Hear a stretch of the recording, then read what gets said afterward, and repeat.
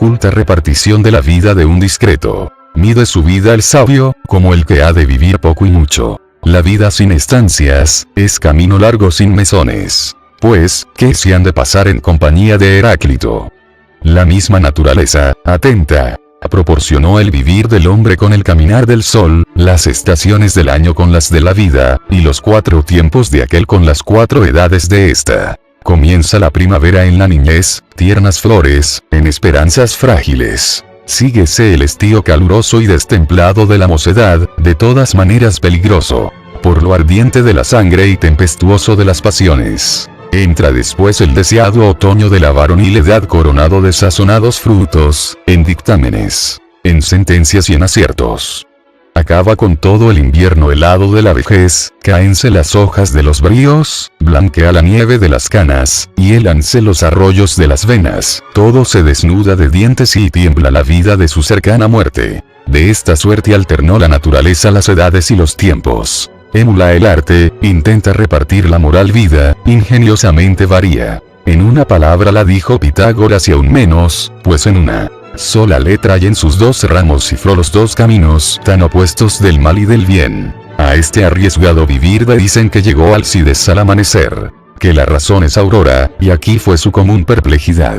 Miraba el de la diestra con horror, y con afición el de la siniestra. Estrecho aquel y dificultoso al fin cuesta arriba, y por el consiguiente desandado. Espacioso este, y fácil tan a cuesta abajo cuan trillado. Paró aquí, reparando cuán superior mano le guió impulsiva por el camino de la virtud al paradero de heroicidad. Donosamente discurrió uno, y dulcemente lo cantó otro. El faltón, que se convirtió en cisne. Diéronle al hombre 30 años. Suyos para gozarse y gozar, 20 después prestados del jumento para trabajar, otros tantos del perro para ladrar, y 20 últimos de la mona para caducar. Excelentísima ficción de la verdad, mas ahorrando de erudita prolijidad. Célebre gusto fue el de aquel varón galante que repartió la comedia en 3 jornadas, y el viaje de su vida en 3 estaciones. La primera empleó en hablar con los muertos, la segunda con los vivos, la tercera consigo mismo. Descifremos el enigma. Digo que el primer tercio de su vida destinó a los libros, leyó, que fue más fruición que ocupación. Que si tanto es uno más hombre cuanto más sabe, el más noble empleo será el aprender. Devoró libros, pasto del alma, delicias del espíritu. Gran felicidad, topar con los selectos en cada materia. Aprendió todas las artes dignas de un noble ingenio, a distinción de aquellas que son para esclavas del trabajo. Prevínose para ellas con una tan preciosa cuanto enfadosa cognición de lenguas, las 2 universales, latina y española, que hoy son las llaves del mundo, y las singulares griegas, italiana, francesa, inglesa y alemana, para poder lograr lo mucho y bueno que se eterniza en ellas. Entregóse luego a aquella gran madre de la vida, esposa del entendimiento e hija de la experiencia, la plausible historia, la que más deleita y la que más enseña. Comenzó por las antiguas, acabó por las modernas, aunque otros practiquen lo contrario. No perdonó a las propias ni a las extranjeras, sagradas y profanas, con elección y estimación de los autores, con distinción de los tiempos, eras, centurias y siglos. Comprensión grande de las monarquías, repúblicas, imperios, con sus aumentos, declinaciones y mudanzas. El número, orden y calidades de sus príncipes. Sus hechos en paz y en guerra, y esto con tan feliz memoria, que parecía un capacísimo teatro de la antigüedad presente. Paseó los deliciosísimos jardines de la poesía, no tanto para usarla cuanto para gozarla, que es ventaja y aun decencia. Con todo eso, ni fue tan ignorante que no supiese hacer un verso, ni tan inconsiderado que hiciese 2. Leyó todos los verdaderos poetas, adelantando mucho el ingenio con sus dichos, y el juicio con sus sentencias. Y entre todos dedicó el seno al profundo Horacio y la mano al agudo Marcial, que fue darle la palma, entregándolos todos a la memoria y más al entendimiento. Con la poesía juntó la gustosa humanidad, y por renombre las buenas letras, atesorando una relevante erudición. Pasó a la filosofía, y comenzando por lo natural, alcanzó las causas de las cosas, la composición del universo, el artificioso ser del hombre, las propiedades de los animales, las virtudes de las hierbas y las calidades de las piedras preciosas. Gustó más de la moral, pasto de muy hombres, para dar vida a la prudencia, y estudióla en los sabios y filósofos, que nos la vincularon en sentencias, apotegmas, emblemas y apólogos. Gran discípulo de Séneca, que pudiera ser Lucilio. Apasionado de Platón, como divino, de los 7 de la fama, de Epitecto y de Plutarco, no despreciando al útil y donoso Esopo. Supo con misterio la cosmografía, la material y la formal, midiendo las tierras y los mares, distinguiendo los parajes y los climas, las 4 partes del universo, y en ellas las provincias y naciones, los reinos y repúblicas, ya para saberlo, ya para hablarlo, y no ser de aquellos tan vulgares, o por ignorantes o por dejados, que jamás supieron dónde tenían los pies. De la astrología supo lo que permite la cordura.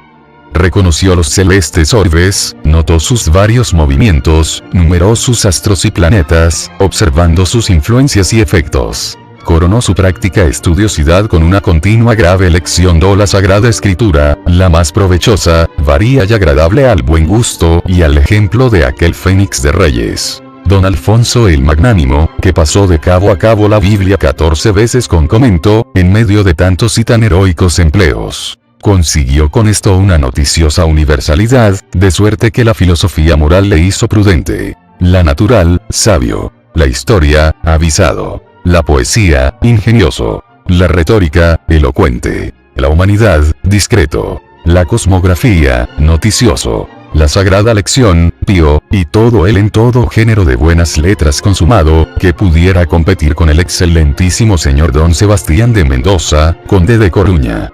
Este fue el grande y primer acto de su vida. Empleó el segundo en peregrinar, que fue gustoso peregrino. Segunda felicidad para un hombre de curiosidad y buena nota. Buscó y gozó de todo lo bueno y lo mejor del mundo. Que quien no ve las cosas no goza enteramente de ellas. Va mucho de lo visto a lo imaginado. Más gusta de los objetos el que los ve una vez que el que muchas. Porque aquellas se goza y las demás se enfadan. Consérvase en aquellas primicias el gusto sin que las roce la continuidad. El primer día es una cosa para el gusto de su dueño, todos los demás para el de los extraños. Adquiérese aquella ciencia experimental, tan estimada de los sabios, especialmente cuando el que registra atiende y sabe reparar, examinándolo todo o con admiración o con desengaño. Trasegó, pues, todo el universo, y paseó todas sus políticas provincias, la rica España, la numerosa Francia, la hermosa Inglaterra, la artificiosa Alemania, la valerosa Polonia, la amena Moscovía y todo junto en Italia admiró sus más célebres emporios, solicitando en cada ciudad todo lo notable, así antiguo como moderno. Lo magnífico de sus templos, lo suntuoso de sus edificios, lo acertado de su gobierno, lo entendido de sus ciudadanos, lo lucido de su nobleza, lo docto de sus escuelas y lo culto de su trato. Frecuentó las cortes de los mayores príncipes, logrando en ellas todo género de prodigios de la naturaleza y del arte en pinturas, estatuas, tapicerías, librerías, joyas, armas, jardines y museos. Comunicó con los primeros y mayores hombres del mundo, eminentes, ya en letras, ya en valor, ya en las artes, estimando toda eminencia. Y todo esto con una juiciosa comprensión, notando, censurando, cotejando y dando a cada cosa su merecido precio. La tercera jornada de tan bello vivir, la mayor y la mejor, empleó en meditar lo mucho que había leído y lo más que había visto. Todo cuanto entra por las puertas de los sentidos en este emporio del alma va a parar a la aduana del entendimiento. Allí se registra todo. Él pondera, juzga, discurre, infiere y va sacando quintas esencias de verdades. Traga primero leyendo, devora viendo, rumía después meditando, desmenuza los objetos, desentraña las cosas averiguando las verdades, y aliméntase el espíritu de la verdadera sabiduría. Es destinada la madura edad para la contemplación, que entonces cobra más fuerzas del alma cuando las pierde el cuerpo, realzase la balanza de la parte superior lo que descaece la inferior. Hácese muy diferente concepto de las cosas, y con la madurez de la edad se sazonan los discursos y los afectos. Importa mucho la prudente reflexión sobre las cosas, porque lo que de primera instancia se pasó de vuelo, después se alcanza a la revista. Hácese noticioso el ver, pero el contemplar hace sabios. Peregrinaron todos aquellos antiguos filósofos discurriendo primero con los pies y con la vista, para después con la inteligencia, con la cual fueron tan raros. Es corona de la discreción el saber filosofar, sacando de todo, como solícita abeja, o la miel del gustoso provecho o la cera para la luz del desengaño. La misma filosofía no es otro que meditación de la muerte, que es menester meditarla muchas veces antes para acertar a hacer bien una sola después.